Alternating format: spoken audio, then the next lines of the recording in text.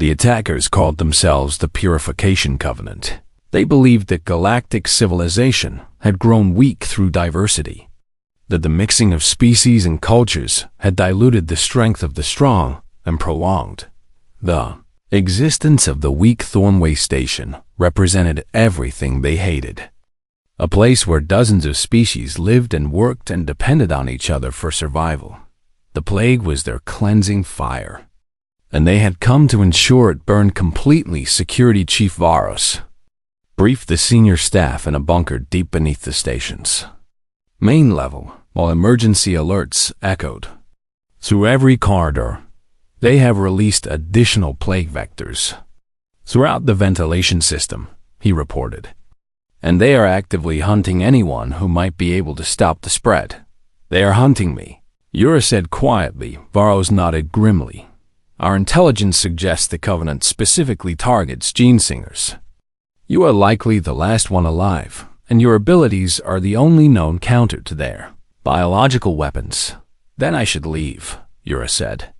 Draw them away from the station. No, Diane said immediately.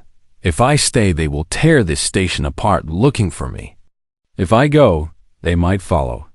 And if you go, they will catch you and kill you, and then return to finish what they started here.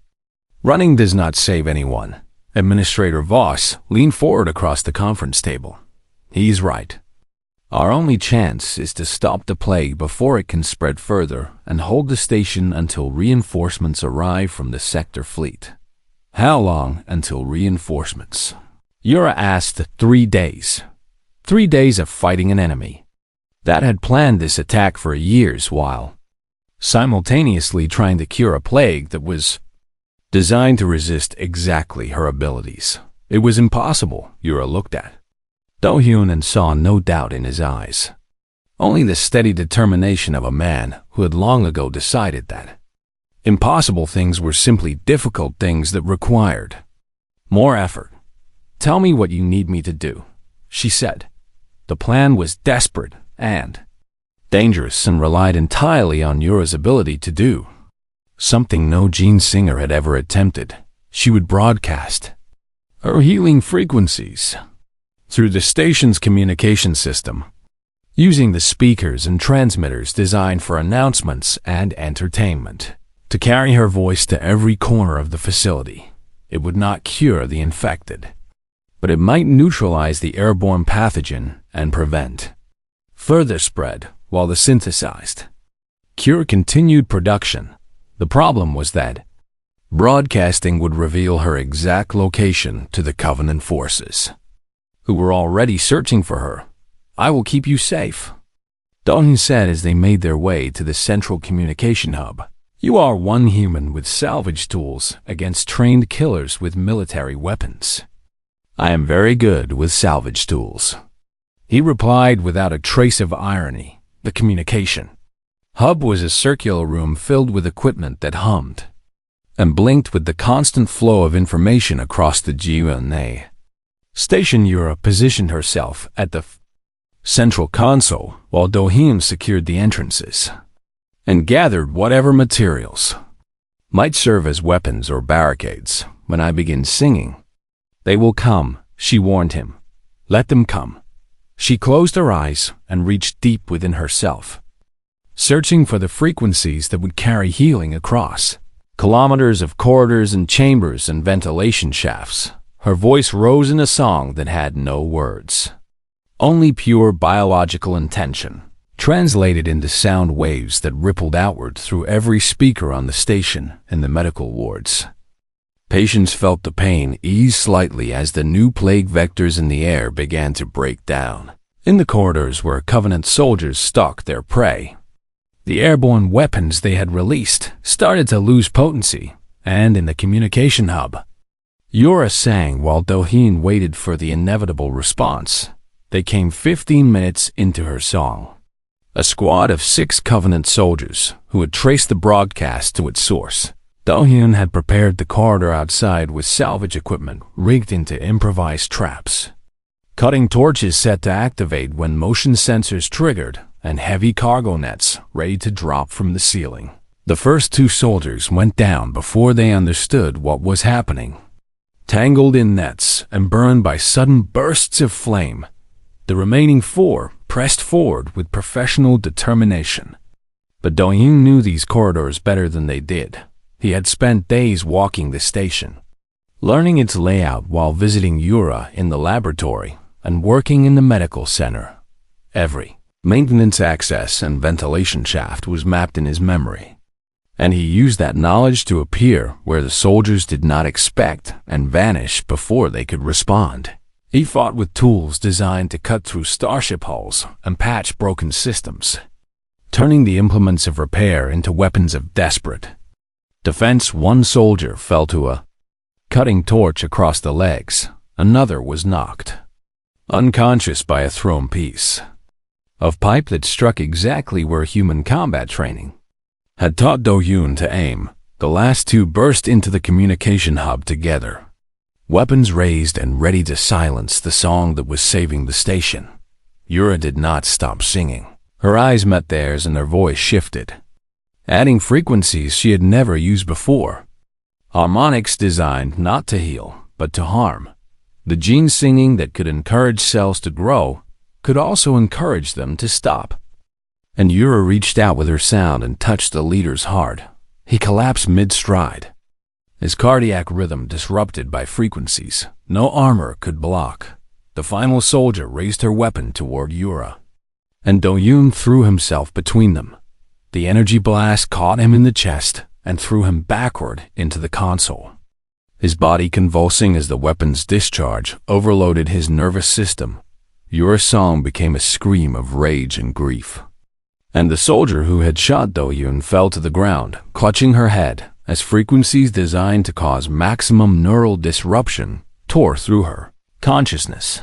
Then silence. Yura dropped to her knees beside Do-yoon, her hands pressing against his chest where the blast had struck. His heart was stuttering.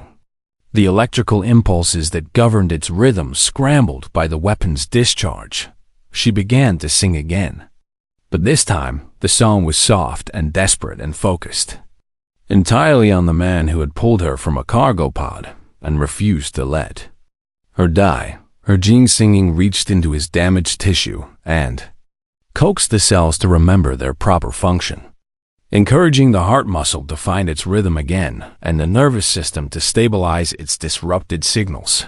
It was the most delicate work she had ever attempted, and she poured every fragment of her restored purpose into saving the human who had given her a reason to live. Do-yoon gasped and opened his eyes.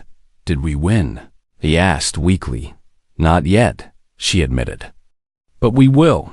She helped him sit up and return to the console, resuming her broadcast while he recovered enough strength to guard the door against any further attacks.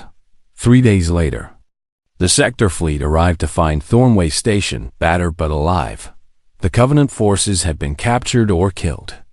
The plague had been contained and the synthesized cure was being distributed to the remaining infected. In the aftermath, Administrator Voss offered Yura anything she wanted as payment for her service. "There is a human child in the refugee quarters," Yura said. "A girl named Somi who showed unusual sensitivity to my frequencies during treatment. I would like to test whether she has potential for gene singing." "A human gene singer?" Voss asked incredulously. "Humans have always surprised me," Yura replied, glancing at Do-yoon with something soft in her ancient eyes. "Perhaps it is time I stopped being surprised and started expecting them to exceed what should be possible."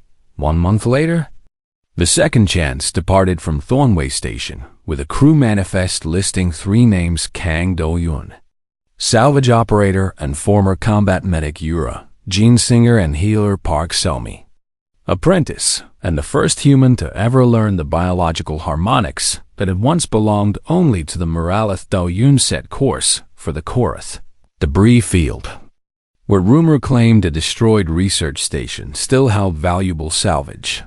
"Why do you keep returning to the graveyards?" Somi asked him. "There is so much else to explore," Yura answered before he could. "Because broken things deserve second chances," she said. and someone has to be willing to look for them. Do-hyun smiled and engaged the engines. The second chance carried its crew into the darkness between stars, searching for whatever needed to be found. Gene singing was never designed for warfare against disease. Yura had trained in the art of biological harmony, learning to coax cells into patterns of beauty and guide wounded tissue toward healing through frequencies that spoke directly to the language of life itself. She had created gardens that sang back when touched and helped injured creatures regenerate limbs that would have otherwise been lost forever. She had never tried to fight a plague. The research laboratory became her prison and her battlefield, a sterile space filled with equipment that hummed with energies she could barely understand. The station's scientists watched her with a mixture of hope and skepticism as she bent over samples of infected tissue and searched for patterns in the chaos. The pathogen is unlike anything in our databases, the lead researcher explained. A Karath named Denik, whose 4 eyes blinked in rotation when she was stressed. It adapts to every treatment we attempt within hours.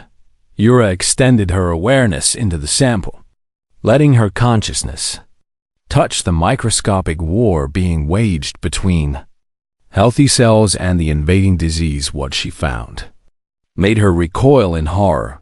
This is not natural, she breathed. What do you mean? Denik asked. This plague was designed, Yura said, her voice shaking. Someone created it deliberately.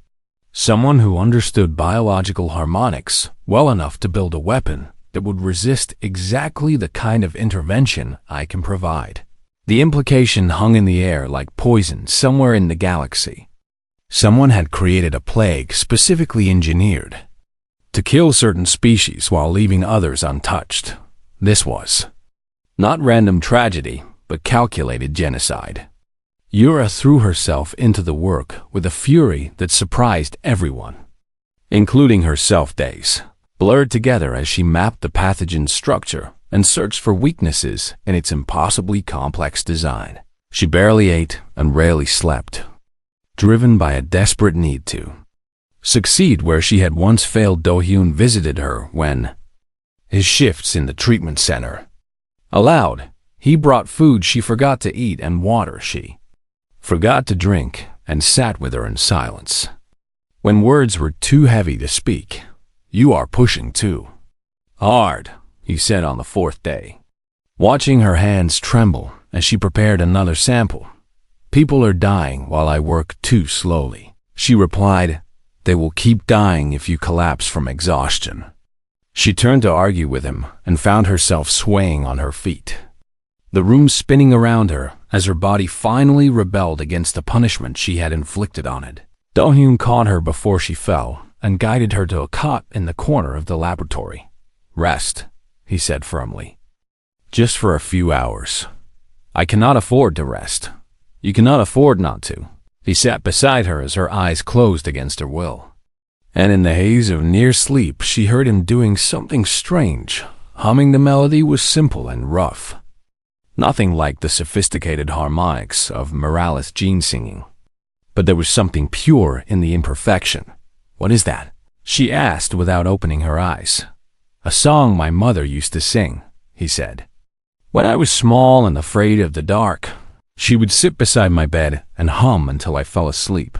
"Human voices are so limited," Yura murmured. "You cannot reach the frequencies we use. You cannot touch cells with your sound."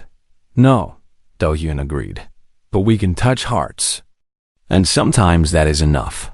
She slept and dreamed of her homeworld burning while human songs played in the distance.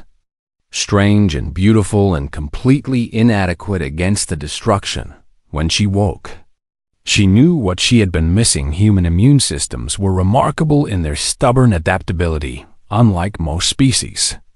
Humans did not simply fight pathogens, but learned from them, their cellular defenses constantly evolving to recognize and neutralize threats they had never encountered before. The plague passed through human carriers without harming them because their bodies had already begun the process of adaptation. The cure is in their blood. Yura announced to the assembled research team. Human immune response patterns contain the key to breaking down the pathogen's defenses. But how do we apply human immunity to non-human physiology? Denik asked. Yura closed her eyes and let her gene-singing awareness expand through the laboratory. You cannot, she said, but I can. I can translate human biological patterns into frequencies that will resonate with other species, cells, and teach them the same adaptation. It was theoretically possible and practically insane.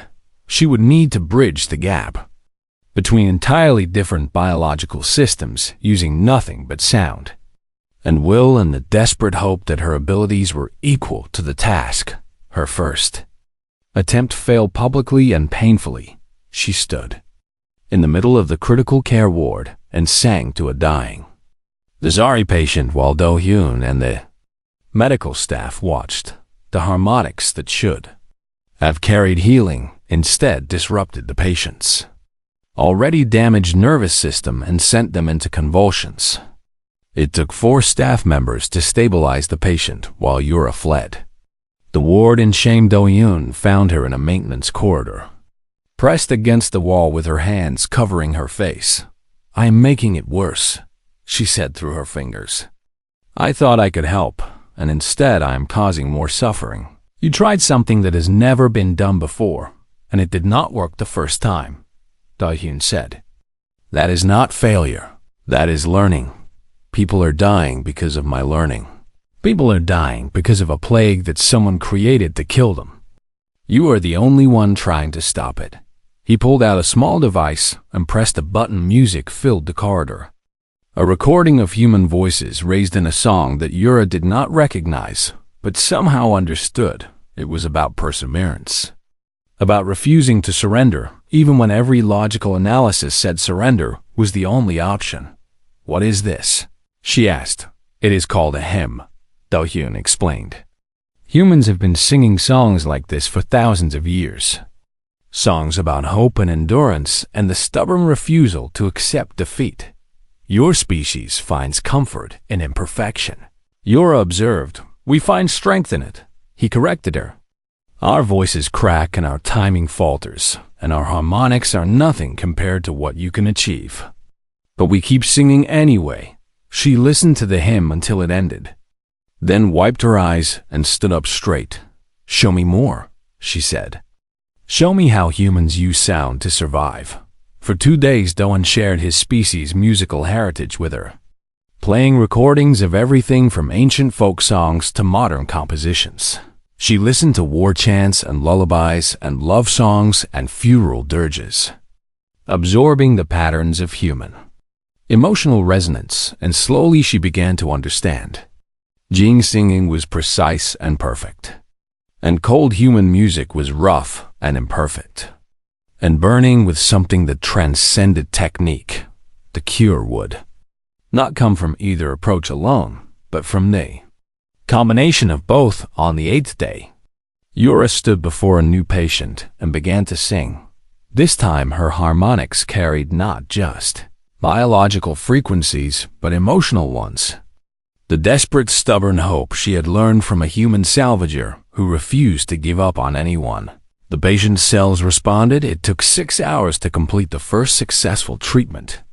And when it was done, Yura collapsed from exhaustion while the medical staff celebrated around her. One patient saved out of thousands.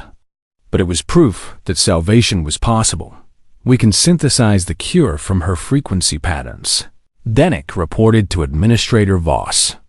But production at scale will take weeks.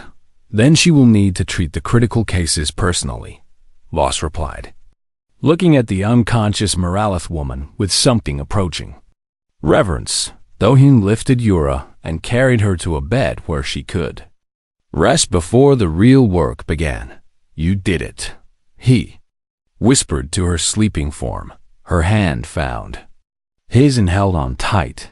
In the morning, station security reported that a ship had docked during the night. a vessel whose crew matched no known registration and whose cargo hold contained more of the engineered plague. The war for Thornway Station was far from over. Thornway Station was dying.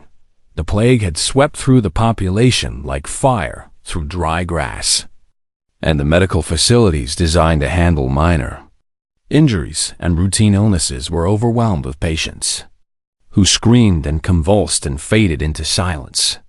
Do-hyun watched the chaos from the quarantine checkpoint and felt the familiar weight of helplessness settle onto his shoulders. The disease specifically targets non-human neural tissue, the checkpoint officer explained, his own hands trembling with the early symptoms. Humans can carry it without being affected, which is why you are being processed differently. At Merilith, Yura asked, immune entirely, the officer said. Something about your cellular structure rejects the pathogen completely. You could walk through the worst wards and emerge unscathed. Station security arrived within hours of their registration. Administrator Voss was a tall Dasari with scales that had lost their luster from stress and sleepless nights. And she looked at Yura with the desperate hope of someone grasping at any possibility. Our records indicate you are a gene singer, Voss said. The only one we have encountered in decades. Yura replied carefully. A long time ago, your abilities could help us develop a cure. Your understanding of biological harmonics might identify weaknesses in the pathogen that our technology cannot detect. I am not a scientist, Yura said. I was an artist, a healer of small wounds and a creator of beautiful things. I have never fought a plague. Then you will learn, Voss pressed. Please. We have over 12,000 infected, and the number grows every hour. Yura looked at Do-hyun, and he saw the conflict raging behind her eyes. The woman who wanted to disappear was at war with something older and deeper. The healer she had once been before guilt had buried that part of her alive. I cannot promise success, Yura said finally. We are not asking for promises, Voss replied. We are asking you to try. But Yura shook her head slowly and stepped back from the administrator. I came here to disappear, she said. Not to save anyone, not to be responsible for anyone. I have done enough harm through inaction, and I will not add to it by raising false hope. Voss stared at her in disbelief, then turned to Do-hyun as if he might intervene. He did not. Instead, he asked where the medical ward was and requested permission to volunteer. For 3 days, Do-hyun worked in the overflow treatment center that had been established in a converted cargo bay. He was not a doctor, and his medical training was decades old. But he could hold hands and change bedding and speak gentle words to those who were afraid. The plague attacked the nervous system first, causing tremors and disorientation before progressing to seizures and eventual brain death. There was no dignity in the dying, only pain and confusion and the terrible sound of loved ones weeping. Yura watched him from a distance. She had secured quarters in a quiet section of the station and spent her hours there, away from the suffering she claimed she could not address. But Do-hyun noticed her presence in the observation galleries above the treatment center, her pale face a ghost behind the transparent barriers on the second night. A Lazari child was brought in. Her name was Mira, and she was 7 years old, and her scales were the color of sunset on a world Do-hyun had never seen. Her mother had died 2 days earlier, and her father was in the critical ward with only hours remaining. Mira was alone in the universe, except for the kind human who sat beside her bed and told her stories about a planet called Earth, where the sky could be blue or gray or painted with colors. When the sun set, she died in his arms on the third night, her small body finally surrendering to the disease that had taken everyone she loved. Do-hyun held her until her scales grew cold, and then he carried her to the morgue himself because no one else was available. Yura was waiting for him when he emerged. Why do you keep going back? She asked. and her voice cracked with something raw. "You cannot save them. You do not have the skills or the tools, and yet you return every day, because they should not die alone." Da-hyun said simply, "It does not change the outcome. It changes how they feel in their final moments. And that matters to me, even if it does not matter to you."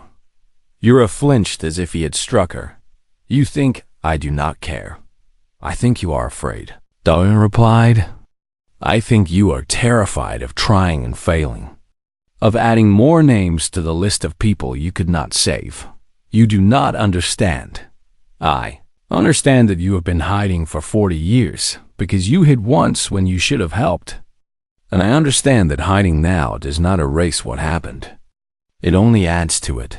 She turned away from him, her shoulders shaking. "That child," she whispered. "The Lazari girl, Myra," Da-hyun said her name deliberately, refusing to let her become just another anonymous victim. "She was from the same ship," Yura continued, her voice barely audible. "The luxury liner where you found me. Her family escaped before it was destroyed and fled across the galaxy looking for safety." Da-hyun felt the weight of coincidence press down on him. "They found refuge here," Yura said. "And then the plague came and took them one by one. And now she is dead, and her entire bloodline is ended, and I watched from the gallery and did nothing."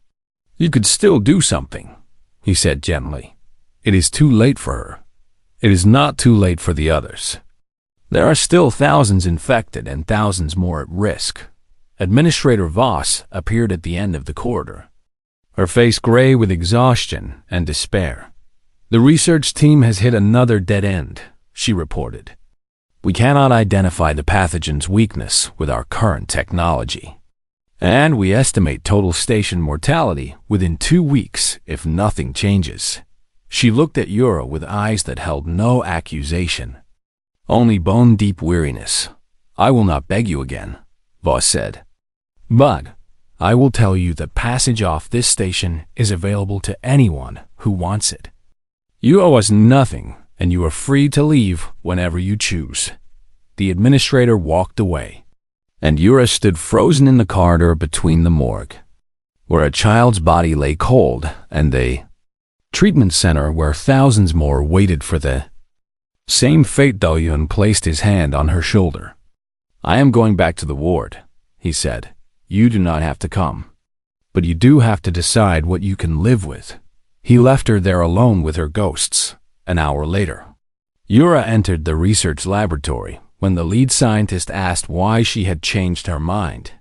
She looked through the window at the humans still working in the treatment center despite his exhaustion and his grief. "I do not want to be found in another junkyard," she said quietly. "Hiding while people die." She took a breath and rolled up her sleeves. "Show me what you know about this plague, and I will show you what 40 years of silence has not made me forget." The second chance was not built for 2 people. Da-hyun had purchased the ship after the war with money he had saved and debts he would spend years repaying. And he had configured every inch of space for solitary living. Now he found himself constantly adjusting, moving his belongings to make room, sleeping in shorter shifts so she could have privacy in the small cabin. The Moralith woman spent the first 2 days refusing to speak beyond single words of acknowledgement. She ate when he placed food before her, but only after watching him take the first bite. She slept in fits and starts, waking with sounds of distress that she quickly silenced whenever she realized he could hear on the 3rd day. Da-hyun noticed she had not touched the meal he prepared. "You need to eat," he said. "Why?" she asked. And it was not defiance in her voice, but genuine confusion. "You are already rationing your supplies because of me. I can see the portions growing smaller." Da-hyun shrugged and sat down across from her in the cramped galley space. "Then I will eat less until you eat more." "That is foolish." "You keep saying that," he replied. "But here we are, both alive and both foolish together." She studied him with those strange swirling eyes, searching for something she apparently could not find. You do not know what I am, she said finally. You do not know what I have done. I know you are Moralith, Do-Yun said. I know your people suffered a tragedy that most species cannot imagine. And I know you sealed yourself in a cargo pod to die alone in the dark. That is not enough to understand. Then tell me, he said simply. The silence stretched between them until Do-Yun thought she would retreat into herself again. But then she spoke. I was a gene singer, she said. And her voice carried the weight of something sacred turned to ash. Do you know what that means? I have read about it, Do-Yun admitted. Your people could manipulate living matter through sound, through specific frequencies that affected biological structures at the cellular level. We could create beauty, she said. And for the first time he heard emotion crack through her carefully maintained emptiness. We could heal wounds and cure diseases and shape life itself into forms of wonder. It was our gift and our purpose. What happened? She closed her eyes, and the bioluminescent patterns on her skin flickered with memories she could not escape when our world began to die. There was chaos. My people tried to flee, but there were not enough ships and not enough time. Her hands trembled as she continued. I was supposed to be helping with the evacuation, using my abilities to heal the injured and stabilize those in shock. But when the final wave came, when the destruction reached the city where I was stationed, I hid. Do-Yun said nothing, only listened. I found a sealed chamber beneath the medical center and I hid there while everyone above me died. I heard them screaming and I did nothing. I could have helped and I chose to survive instead. You were afraid, Do-Yun said gently. I was a coward, she corrected him. And I have been running from that truth for 40 years, moving from station to station, watching the last of my people fade away one by one while I continued to exist. Is that why you stopped wanting to exist? She opened her eyes and met his gaze directly. I stopped deserving to exist long ago. The pod was simply acknowledgement of what I already knew. Do-Yun reached across the table and placed his hand near hers. Not touching but close enough to offer warmth. I was a combat medic in the Boundary Wars, he said. My unit was ambushed in a canyon on Varith Prime, and I was the only one who survived. She watched him without speaking. For years, I asked myself why I lived when better people died. I thought about ending it more times than I can count. What stopped you? She asked. I do not know, he admitted. Something stubborn in me that refused to quit. Maybe it was cowardice, or maybe it was hope, or maybe it was just the human inability to stop fighting, even when fighting makes no sense. Humans are strange, she observed. Very strange, he agreed. We break, and we keep going, we lose everything, and we start over. We have no logical reason to persist, and yet we do. On the fourth day, an alarm woke them both from uneasy sleep. The organic filtration system that cleaned the air had developed a malfunction. A rupture in the biological membrane that Do-Yun had salvaged from a Karth vessel years ago. I cannot repair this, he said, staring at the damaged tissue with frustration. It requires organic bonding that my tools cannot achieve. The Moralith woman moved closer and examined the membrane with eyes that saw things his human vision could not detect. I could fix it, she said quietly. Do-Yun looked at her in surprise. You're gene singing? Yes, she whispered, but I have not used my abilities in 40 years. I swore I would never sing again after what happened. You do not have to, he said immediately. I can try to find another solution, maybe reroute through secondary systems. She stood silent for a long moment, her fingers hovering over the damaged membrane. Then she began to hum. The sound was unlike anything Do-Yun had ever heard. A frequency that seemed to vibrate in his bones and resonate with something primal in his cells. The bioluminescent patterns on her skin blazed to life, swirling in complex configurations that matched the rhythm of her voice under her song. The ruptured membrane began to knit itself back together.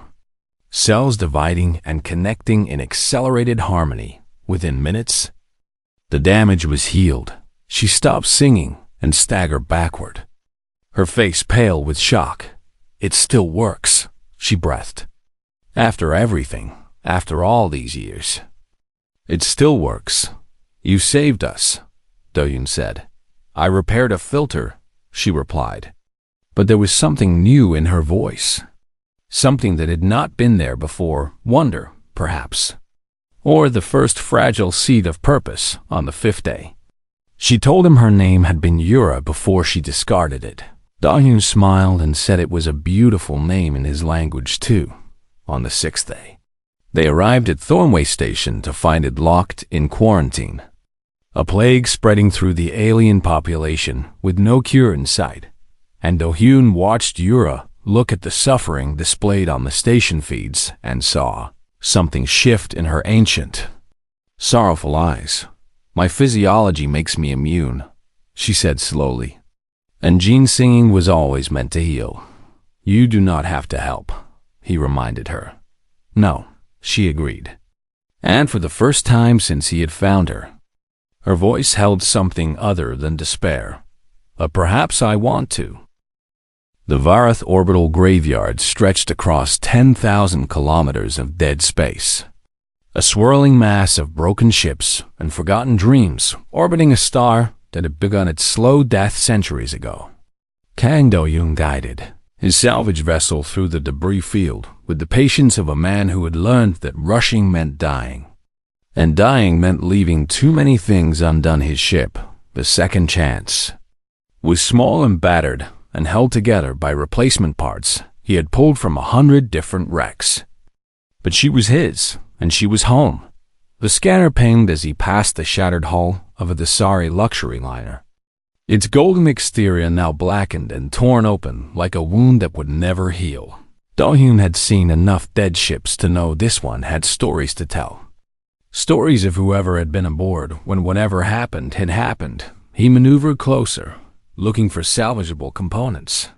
When the biosensor let out a sound he had never heard before, a life sign faint and flickering like a candle in a storm.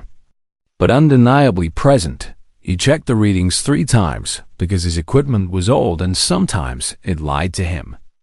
But the signal remained steady. Someone was alive in that wreckage. Do-hyun pulled on his environmental suit and grabbed his cutting tools and told himself he was probably wasting oxygen on a false reading. 20 minutes later, he cut through the seal on a cargo pod that had been welded shut from the inside and found her. She lay curled in the corner of the tiny space, her body wrapped in thermal blankets that had long since stopped providing warmth.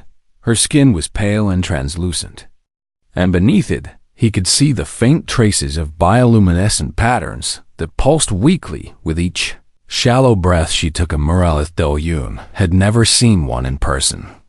Only in old footage and historical archives. Their homeworld had been destroyed decades ago, shattered by a cosmic event that had scattered the survivors across the galaxy. Like seeds thrown into a hurricane, most people believed they were extinct now, the last of them having faded away in the years since their diaspora began. Yet here one was, barely alive in a sealed pod in the middle of a ship graveyard. He checked his oxygen reserves and did the math in his head and knew that saving her would put him at risk. He knelt beside her anyway and began the slow work of stabilizing her vital signs.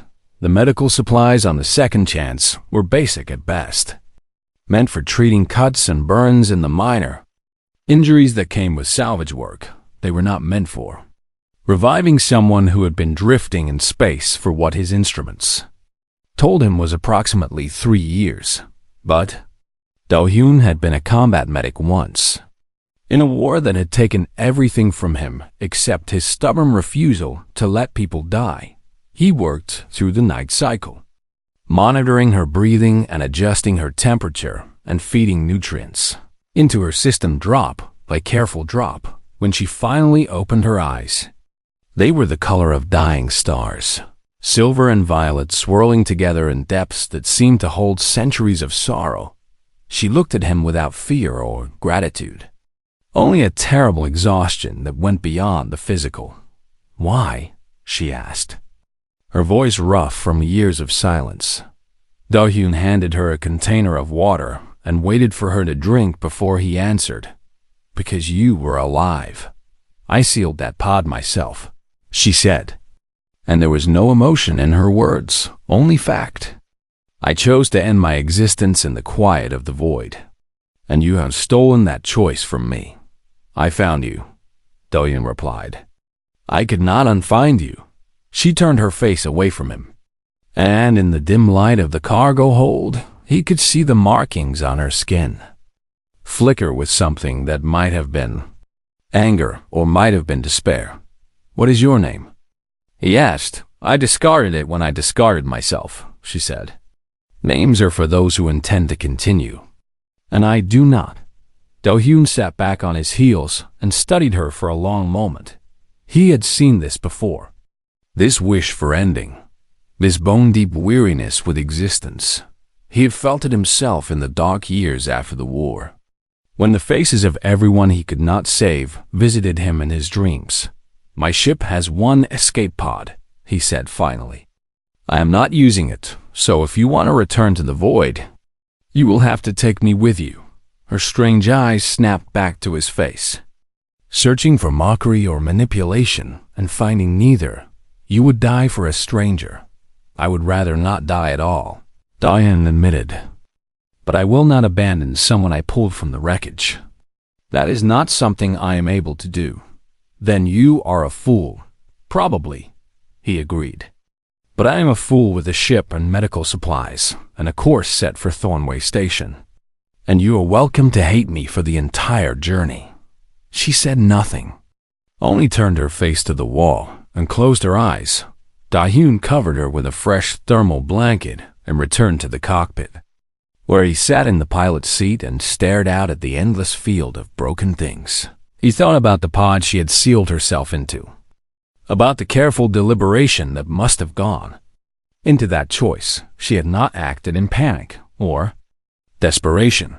She had chosen the slow fate of starvation and oxygen depletion over whatever life remained available to her. What drove someone to that point?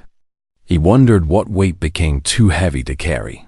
He did not know her story yet, but he recognized the shape of her grief. It was the same shape as his own, the kind that came from surviving when others did not. The second chance hummed around him as the autopilot engaged. And Do-hyun allowed himself a moment of doubt. He had pulled her from the wreckage without thinking, acting on instinct honed by years of medical training and the simple human inability to let someone die when saving them was possible. But had he helped her or condemned her to more suffering? She did not want to be saved. She had made that clear in every word and every silence. Yet Do-hyun could not bring himself to regret his choice. He had spent too many years surrounded by broken things, learning that most of them could be repaired if someone was willing to do the work, ships and equipment, and maybe even people. The Moralith woman was broken in ways he did not yet understand. But she was alive. As long as she was alive, there was a chance for something other than ending. He checked the navigation console and confirmed their course for Thornway Station. 6 days of travel through quiet space. 6 days of sharing his small ship with someone who wished he had left her to die. It was going to be the longest journey of his life. But Do-hyun had learned patience in the graveyard of dead ships. And he had learned that some things were worth waiting for. He would wait for her to find a reason to keep breathing, even if she never thanked him for the chance.